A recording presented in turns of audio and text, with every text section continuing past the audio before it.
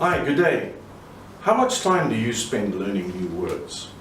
Most people spend a lot of time, right? And you use all of your time trying to memorize words, and it doesn't always work. So what do you do to remember new vocabulary? Most people try to memorize long lists of words, right? And it's not always the solution. But I'm going to show you today there's a much easier way. Let's start off with dictionaries. It's a very good source of words. What do you use a dictionary for? Mainly to look up the meaning of words, to look up the spelling of words. Also, sometimes we want to check the pronunciation of words, as well as checking context, which is the meaning in a sentence. And also to find, perhaps, or to choose the correct word to use in a sentence. Okay, we can also take dictionaries and we can read them just to learn words, right? And also to find answers to grammar problems. So, how do we use a dictionary? Okay, first thing you need to do is always remember to try to learn the words in context, not in isolation. Isolation is on their own, and this is not what you want to do. If you learn it in context, you're going to learn it in that situation, and it's far easier to remember because you're identifying that word with the situation. Alright, so put a word in a sentence and it's going to help you to remember how to use the word. Okay, so learn it in the context you find it in. Don't try to learn all the possible meanings of that new word. There are too many in many cases. For example, the word get has so many different meanings. You can't learn them all in a short period of time. But if you learn it in context, you'll remember it much easier. Okay, another way is to try to guess the meaning of the word before you look it up. It will also help you to remember, even if you guess wrong. Right, so let's have a look, do a little test. This you can try on your own. How many words can you remember in 1 minute? Take a minute and try to memorize these.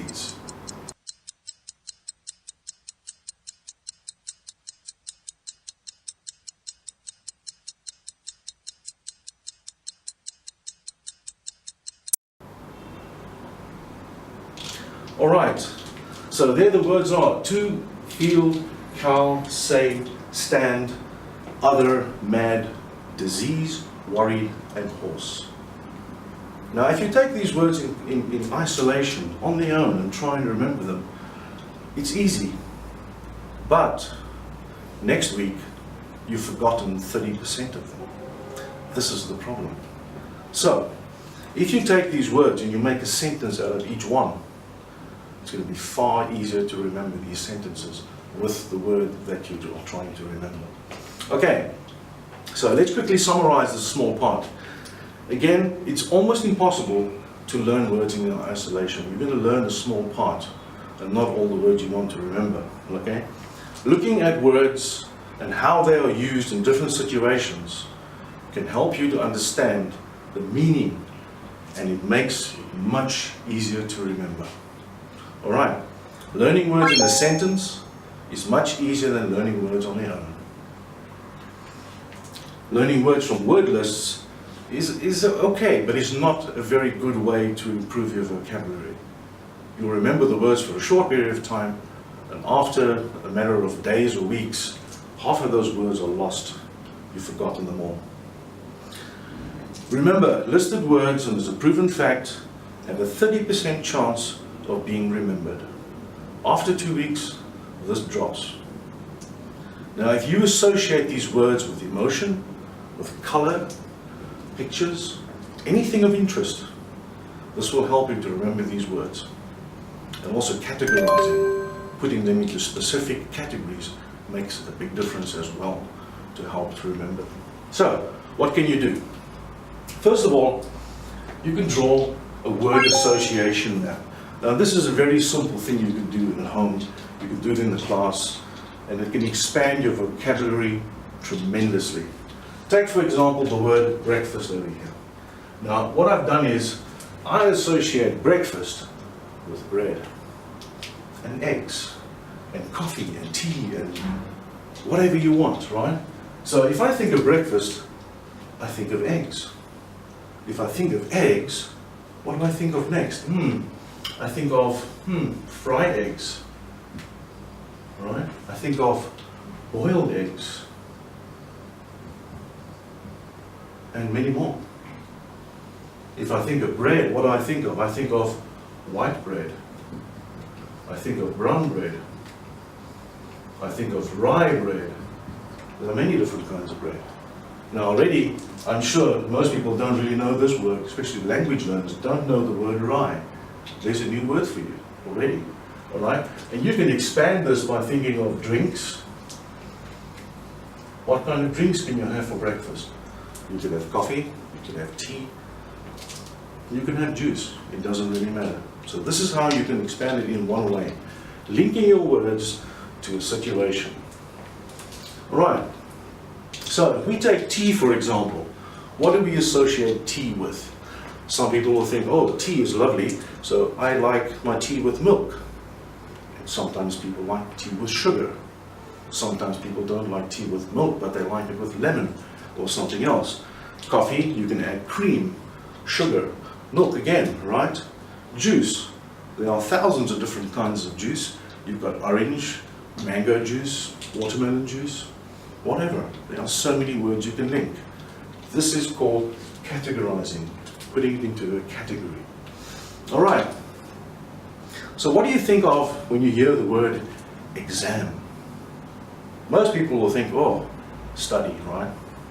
That's a hard thing to do, but there it is, right? Exams, study, right? And maybe late night. So there we have one word which we can link with two more. And maybe we can put another one in there. Hard work, something like that, right? Now if you take more words like school, for example, we can associate that with classroom, teacher, tired, whatever. It goes and it grows exponentially. Take the word chocolate. Chocolate, we add the word sweet, tasty. Some chocolates are expensive, all right? Paris is another word. Some people associate the word Paris with romantic. I think Paris is an expensive city. So I think, oh, money, expensive. Museums, right? This is how you expand your vocabulary. Very, very easy. Take another word, fire. Flame, smoke, heat, disaster. It can grow forever. So try it when you have time. It's very, very simple. Right, so where can you learn vocabulary? New words. These you find anywhere you want. You find them in comics, in books with pictures, encyclopedias. It's a good way to read as well. TV dramas, magazines. Who knows? Public talks, TED Talks on TV and on the internet. You can read novels, books. Vocabulary is everywhere. And you don't have to go and learn all those words in isolation. Right, so what have we learned today? We've learned what you have to do is learn words in context. Read, watch, and listen to a wide range of language. Right? Visualize, see a picture, write, and make associations like we have here between your different words. Do not rely on word lists alone. Do not rely on translation dictionaries. They're not always the best way to learn. Assume, never assume that you know the meaning of the word in context. And do not be afraid to make a mistake. This is how you learn. See you next time. Thank you very much.